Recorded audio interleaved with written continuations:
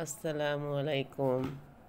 পাকপাখালিদের রান্নাঘরে আপনাদের শুভেচ্ছা।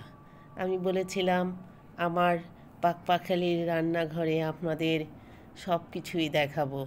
আমাদের গাছ, আমাদের সাজসজ্জামৃদি, আমাদের পোশাক আশাক, আমাদের পড়ার টেবিল, আমাদের বেড়াতে যাওয়া সব কিছুই আমরা এটাই করব। আজকে আমি আমার অনেক গাছ আছে, পর্যায়ক্রমে আপনাদেরকে দেখাবো।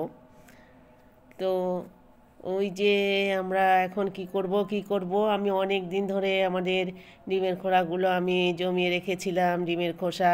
এরপরে আমি সেগুলো শুকিয়েছি, অনেকগুলো হয়েছে। এখন আমি 4টা উপায়ে আপনাদেরকে এই জৈব সার করার পদ্ধতিটা দেখাচ্ছি। দেখেন দেখেন দেখেন, প্রথমে নিলাম, তারপরে এই যেটাকে হামানদিস্তা বলে, এইটাকে দিয়ে আমি একটা দুটো দিয়েই একটা দুটো আঘাত করে আমি ডলা দিলেই আমার এক পদ্ধতিতে হয়ে গেল। আপনার ভালো করে খেয়াল করেন, খুব কম সময় হয়ে যাচ্ছে জৈব সার, যেটা আমার গাছের জন্য অনেক উপকারী। হ্যাঁ, আবারও দিলাম, আবার ঘোরান দিচ্ছি। আমরা কিন্তু ঘাত চাইতে ঘোরান দিলেই খুব তাড়াতাড়ি হয়ে যায়, যেটা আমার হাতে প্রেশার পড়বে না। হাতে প্রেশার পড়লে সেই জিনিস করতে কষ্ট হয়। এরপর আর দ্বিতীয় পদ্ধতি দেখাচ্ছি, আপনারা ভালো করে খেয়াল করেন। আমি একটা পেপার নিলাম, পেপারটা আমি 4 ভাঁজ করে একটা শপিং ব্যাগের মধ্যে ঢোকালাম। ঢোকাচ্ছি, ওই ঢোকে না কেন, ঢুকে গেল। এই যে ঢুকে গেল, আমার জায়গা করে আমি জায়গাটা সুন্দরভাবে করে ফেললাম। এর মধ্যে আমি ডিম দিব, ডিমের খোসা দিতে থাকলাম, আবার দিচ্ছি, পর্যাপ্ত পরিমাণ দিয়ে দিলাম। দিয়ে আমি জায়গা ঠিক করলাম, করে আমি 2 পদ্ধতিতে এখানে একটু একটু করে চাপ দিব, একটু করে আঘাত দিব। এটা হচ্ছে হামানদিস্তার ডান্ডা। এরপর আমরা শিলপাটা বলেন, পোঁটা বলেন, একটু দিলেই, ঘষা দিলেই হয়ে গেল। অনেকে কিন্তু হাত দিয়ে চেপে নেয়, কিন্তু আমরা সেটা করি না। আমরা সহজভাবে আপনাদেরকে দেখাচ্ছি। দেখেন দেখেন, কত সুন্দরভাবে চাপ দিলেই হয়ে গেল। এই আর একটা পদ্ধতি দেখছেন তো, দেখেন দেখেন দেখেন, হ্যাঁ, বের হও। আমি হাত দিয়েছি, বের হচ্ছে না কেন? আরও তাড়াতাড়ি, আরও ঢোকালাম। একটু পর্যাপ্ত পরিমাণ বেশি দিয়েছে, এই জন্য আরও সুন্দরভাবে করার চেষ্টা করছি, যাতে গাছের সাথে অ্যাডজাস্ট হয়। আমরা সব রকম গাছে দিব, আমরা সবজি, ফল, ফ্রুটস এবং আপনার বিভিন্ন রকম ফুল, পাতাবাহার, স্নেক প্লান্ট, মানে এই যে দেখেন সবগুলো কত সুন্দরভাবে হয়ে যাচ্ছে। এই যে আমরা তৃতীয় পদ্ধতি। এবার আমরা দেখাবো চতুর্থ পদ্ধতি। আপনারা খেয়াল করেন, চতুর্থ পদ্ধতি।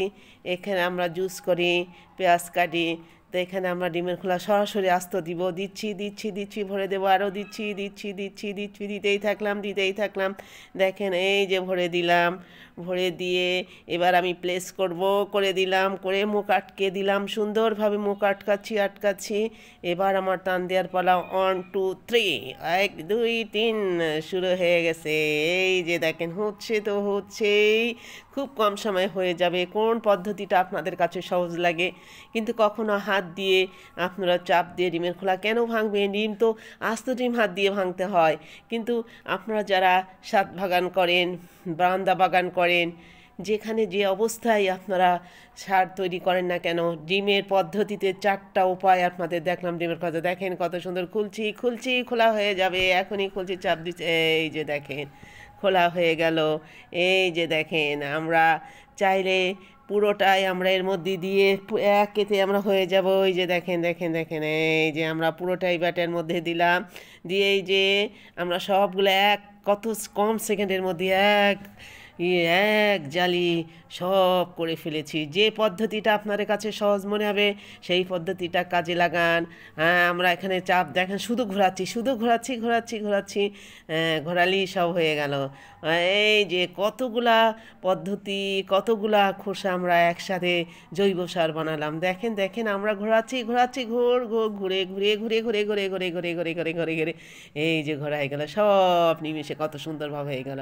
এখন আপনি এটা বক্সে ভরবেন, ভরে সুন্দরভাবে আপনার প্রয়োজনে বক্সে ভরবেন, হয়ে গেল।